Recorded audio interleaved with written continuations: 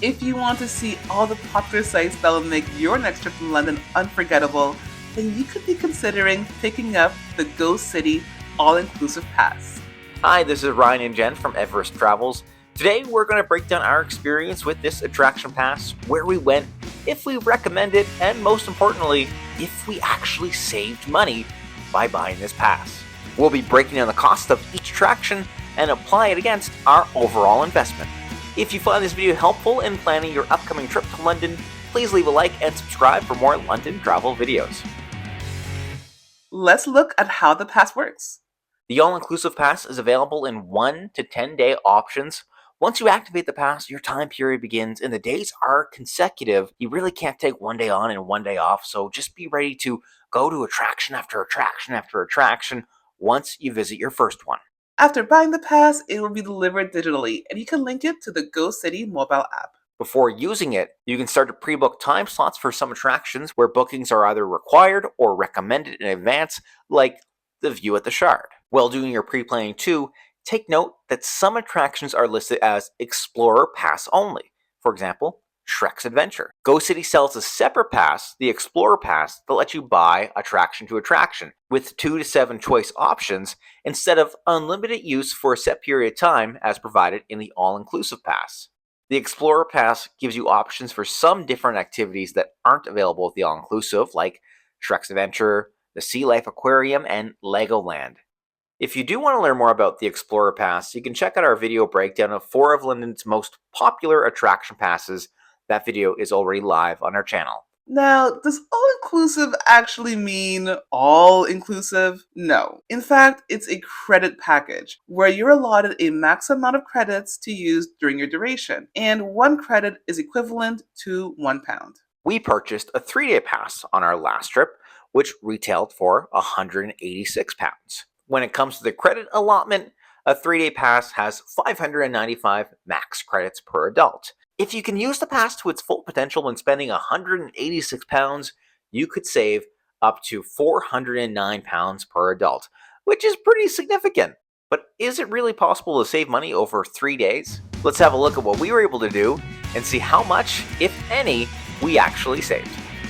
On the first day, we made use of the popular Big Bus Hop-On Hop-Off tour, a convenient way to travel between popular attractions as it stops at hotspots like St. Paul's Cathedral, Kensington Palace, and more, as well as it brings you to shopping destinations like Harrods.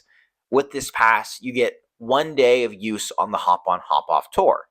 We like using it to get our bearings of the city on the first day, but it's not the quickest mode of transportation to go between attractions. A 60-minute bus ride could have been replaced with a 15-minute subway ride, but it's about the experience here. If you're not in a rush, you could use this as a round-trip ride from your initial pickup point to all of your daily attractions, but you could be sacrificing time of actually seeing more things. And if you want to get the full value out of your all-inclusive pass, time is money. So with all that being said, we'd still recommend the Big Bus as a means of transportation to at least one of your top attractions, and that's exactly what we did. Next stop, the London Tower. This is a must-visit landmark, rich with nearly 1,000 years of history, serving as a royal palace, prison, and it's now home to the crown jewels.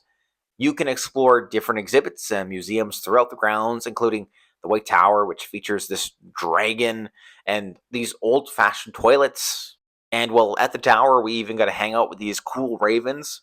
We come to the tower every time we're in London, and to us, it never gets old. But once we were finished with our adventure there, we made a short walk along the Thames over to the Tower Bridge. Another of London's most famous landmarks, you can ascend to the top of the bridge and enjoy breathtaking views of the area while learning about how the bridge was constructed all the way back in 1894. There's also a fun scavenger hunt for the kids that they can go on throughout the bridge. But the main highlight, of course, is the glass floors. Standing on these can either be exciting or terrifying for you. They are certainly unforgettable. After a time atop the bridge, we descended and hopped back on the big bus to go back to our hotel area. And yes, we did what we just recommended against. We thought using the bus again would be a good way to save a couple of pounds, but we ended up being on the bus for roughly 2.5 hours before getting to our stop. So we learned the hard way. We definitely wish we just used the subway. On the second day, we made our way to Westminster Abbey.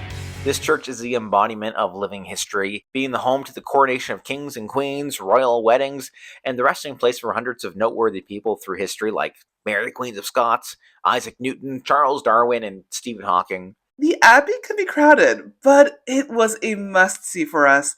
The architecture and the art is worth the price of admission alone. After we finished up at Westminster, we walked past Big Ben and across the bridge towards the London Eye. It was only about a 15-minute trek, so planning our daily activities this way worked out great, especially because the London Eye does require booking in advance, so planning to start at a nearby attraction is a great way to avoid the stress of arriving on time or else forfeiting your London Eye tickets. Once on board, London Eye gives you bird's eye view of the city, allowing you to spot landmarks like Buckingham Palace, Big Ben, St. Paul Cathedral, and more. The experience is roughly 30 minutes long and is a great spot to grab family photos. We would do this again in a heartbeat, but next time, we'd wait until the sun sets as we hear the city lights at night enhance the experience drastically. After disembarking, we made our way over to the subway to travel to the Marble Arch area of the city where we'd find our final two attractions for the day. Our next stop was Frameless, an immersive art experience. The only way we learned about this place was by browsing through the attraction list on the Go City website. It is a floor to ceiling gallery where you can step into art. Inside, there are a handful of rooms with various themes like color and motion Art of abstraction. and the world around us. This was a surprise highlighted trip. We would never have thought about attending it if it wasn't for the pass. Our 5-year-old daughter absolutely loved it. And this one room was super cool. It transported us back to Victorian era London before being thrown over to the canals of Venice. Around the corner from Frameless was our final stop of the day, the Moco Museum, giving you a chance to view contemporary art up close from famous artists like Andy Warhol, Banksy, and more. There were a lot of fun, thought provoking, and interactive exhibits. It was a nice break from the normal museums and medieval artifacts we saw around London, and being so close to other attractions like Frameless and nearby popular shopping district made this a no brainer to visit. We started our final day of use with the Go City all-inclusive pass at the London Zoo, a great spot for kids or animal lovers of all ages. The zoo has more than 14,000 animals from all around the world, including gorillas, tigers, lions, and this zebra-giraffe hybrid thingamajig. You could really spend a whole day just walking around the zoo, watching the butterflies flutter around or the penguins swimming in their pool. But since it was our final day of the pass, we want to visit one last location, Madame Tussauds Wax Museum. We're fans of wax museums, but this is by far the best wax museum and version of Madame Tussauds we've ever been to. From various theme rooms featuring celebrities to movie locations, royalty, even famous London serial killers, this was extremely fun for kids of all ages, except maybe not like the serial killer area, but everything else. When you buy a ticket, it also includes a unique ride through British history. Lots of cool wax figures and sights and sounds on here. And after the 5-minute ride wrapped up, we were let off in a Marvel superheroes room where we got to hang out with Spidey, the Hulk, and other friends before seeing a 40 movie of the heroes fighting Loki.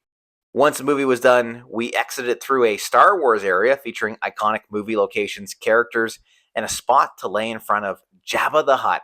Hubba hubba. This ended up being one of our daughter's favorite attraction of the trip, so if you're traveling with kids, we highly recommend this. Now for the main event, the reason we bought the all-inclusive pass, to save money and do as much as we could in the limited time we had in London. On screen, you'll see a recap of our daily itineraries and the ticket price per adult if we bought everything a la carte. If we didn't have the Go City all-inclusive pass, these attractions would have cost us £288. We spent £186 per adult, so that means we saved £102. All in all, we did save some money and we saw some really great things. Our one critique is a self inflicted one because we had this pass and we did have in the back of our minds that we want to make the most of it. So we never really had any downtime. We were just rushing from one place to the next, often cutting some visits short. If we didn't have the pass, we may not have rushed to see as many things, and we could have just soaked up the city more. You may be confused on what the difference is between the Go City All-Inclusive Pass and the London Pass. Each options are advertised and sold on their own websites, but they're both operated by the same company, Go City, and accessed the same way after purchasing through the Go City app. We reached out to Go City for clarity, and the differences are purely cosmetic. Some people may gravitate more towards the London Pass branding, while others flock to the Go City brand. So, while it looks like there are two different passes, the London Pass Plus and All-Inclusive Pass are essentially one and the same. If you want to buy this, you won't go wrong in choosing either. And that's our look at the Go City All-Inclusive Pass. If you're going to London for the first time or haven't gone in a long time and want to see the greatest hits collection, we'd highly recommend it. Please let us know in the comments if you plan on getting this, and if so, which attractions you're most excited to visit.